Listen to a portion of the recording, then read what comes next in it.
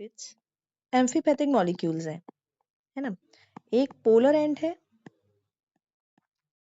और ये non polar and है।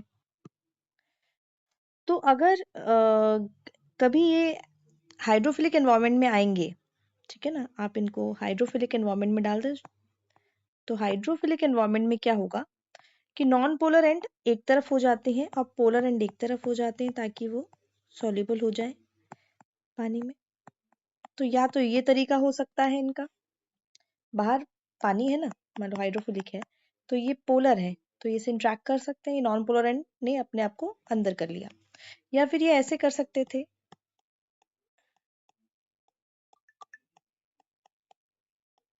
तो ऐसे हो सकता था। इससे क्या हुआ, ये नॉन पोलर एंड सारा अंदर आ गया और पोलर एंड इधर भी है, पोलर एंड इधर भी है। इन्हें कहते हैं आर्टिफिशियली जब ये बनाए जाते हैं इन्हें कहते हैं लाइपोसोम्स। ये होते हैं डबल लेयर और ये जो सिंगल लेयर ये होता है मिसिली, माइसिली, ठीक है। तो अब लाइपोसोम्स के डिफरेंट टाइप्स हैं। लाइपोसोम आपका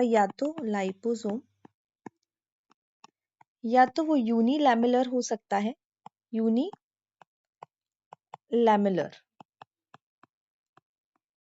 इन्हें कहा जा यूनिलैमेलर मतलब यूवी, यूनिलैमेलर हो सकता है, या फिर मल्टी लैमेलर हो सकता है, मल्टी लैमेलर हो सकता है, इसे कह दिया एमवी। ये स्मॉल हो सकता है एसयूवी, या ये लार्ज हो सकता है एलयूवी, ठीक है। अब यूनिलैमेलर मल्टीलैमेलर का क्या मीनिंग है, मान लीजिए ये ऐसे है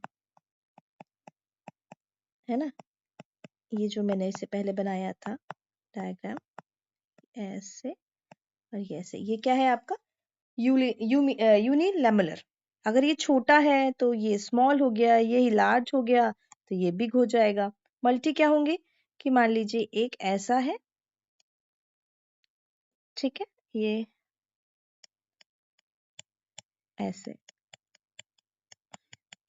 बाहर वाला ऐसे अंदर भी है, एक और मान लो ऐसा अंदर है, तो ये मल्टीलैमेलर हो गया।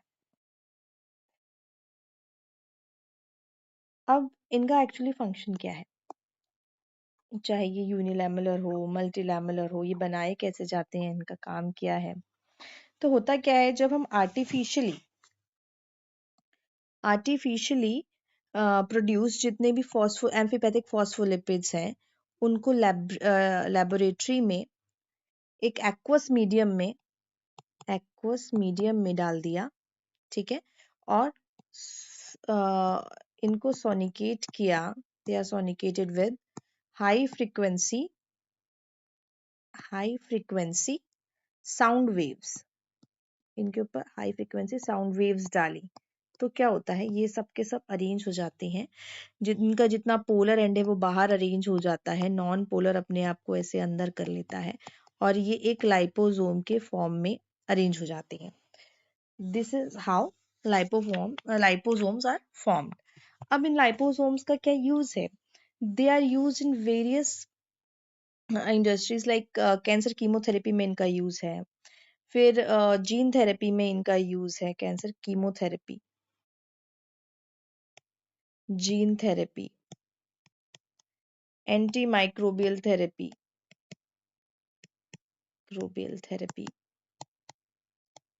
डायग्नोस्टिक मोडालिटी,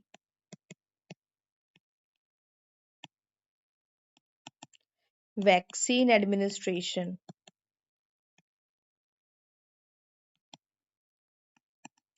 इन सब में इसका यूज है। जितने भी ड्रग्स, जब आप इनको हम जीन या ड्रग्स को हम अपने बॉडी में देते हैं, डिपेंड्स क्या करता है कि ये जो ड्रग आप दे रही हो वो हाइड्रोफिलिक है कि हाइड्रोफोबिक है ना। तो हमको पता है कि इसमें ये वाला जो एनवायरमेंट है ये क्या है, हाइड्रोफिलिक है, ये क्या है, हाइड्रोफोबिक है। तो ये ड्रग होगी जो कि हाइड्रोफिलिक ड्रग होगी, जिसको आप अंदर प्लेस, हाइड्रोफिलिक ड्रग होगी जिसको आप अंदर प्लेस करके दोगे। ठीक है, ये हाइड्रोफिलिक ड्रग होगी जो ऐसे दी जाएगी इस स्ट्रक्चर में, ऐसे इसके अंदर रखी जाएगी। ये हाइड्रोफिलिक ड्रग का एरिया होगा। यहाँ पे हम हाइड्रोफोबिक ड्रग दे सकते हैं, है ना। ऐसे ही जो जीन्स होती हैं वो ऐसे अंदर यहीं पे जीन को भी हम यहाँ से ऐसे जीन थेरेपी में जीन इसके साथ दे देते हैं, तो वो हमारे जो सेल के अंदर चली जाती है। अब ये पर्टिकुलर इसके साथ क्या होता है कि हम इसमें ना टारगेट एरिया लगा देते हैं, इसमें ना एक प्रोटीन ऐसा लगा देते हैं जो टारगेट एरिया में ही जाए और वहीं पे ये जीन रिलीज हो या वहीं पे ये ड्रग रिलीज हो। इससे क्या होता है, टॉक्सिसिटी का लेवल डिक्रीज हो जाता है। ये बहुत हेल्पफुल है इन चीजों में कि टॉक्सिसिटी लेवल डिक्रीज कर देती है। वो एरिया पर्टिकुलर एरिया में जाता है बिकॉज उसमें उसे रिसेप्टर्स लगाए जाते हैं, इससे टॉक्सिसिटी डिक्रीज हो जाती है। इसका एग्जाम्पल अगर हम दें तो अगर आप देखेंगे कभी कोई आप आईवी देखें सॉल्यूशन, जैसे एम्फोटेरेसिन बी का अगर आप वायल देखें जो हम देते हैं आईवी, उसके ऊपर लिखा होता है लाइपोसोमल प्रिपरेशन। लाइपोसोमल, ऐसे आप किसी ड्रग्स में देखेंगे लाइपोसोमल प्रिपरेशन, मतलब उनमें लाइपोसोम्स है वो या एम्फोटेरेसिन भी दिया जाता है म्यूकर माइकोसिस में, जो कि हाईली नेफ्रोटॉक्सिक है। एम्फोटेरेसिन भी इज हाईली नेफ्रोटॉक्सिक। हम नहीं चाहते इसका कोई किडनी पे इफेक्ट आए, तो इसकी टॉक्सिसिटी को हम डिक्रीज करने के लिए हम इसको लाइपोसोमल प्रिपरेशन देते हैं ताकि वो पर्टिकुलर एरिया में जाके म्यूकर